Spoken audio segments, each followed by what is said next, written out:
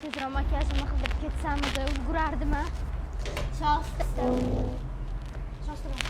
Shoxsupam ketib qoldilar.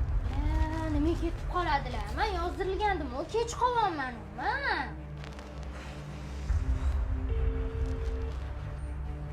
Ko'taringlar.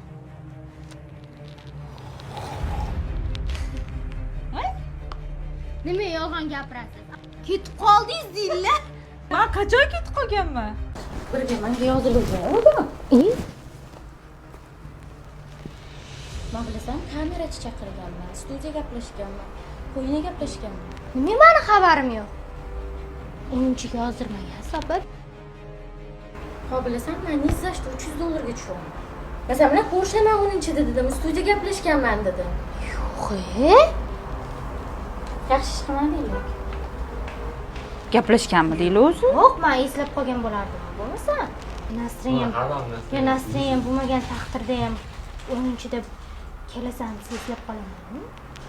Men va xudo haqqi men bilganim yo'q.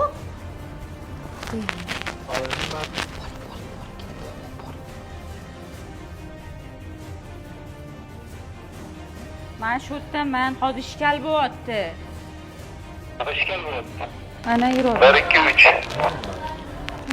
Mana yuradi. Tepada kim bor? Eshik yopibmi, chiqolmi? Men bilganim yo'q. Bilganim bunaqa qilmasdim, opa. Men kimga siz bunaqa qilmayman. Yuradi-ku. Originalniy xafa bo'ladi, originalniy.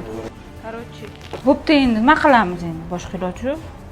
Biz buni prank qildik. Biz prank qildik. Finaliga chaqirasanmi? Nima qilasizlar? Yaxshi rolga ham. Iroddan boshqa hurmat qilaman-da, bularni boshqa hurmat qilaman. Oldin g'alati bo'lib qoldim, nima? Lishni $300 asfaltga tushdim.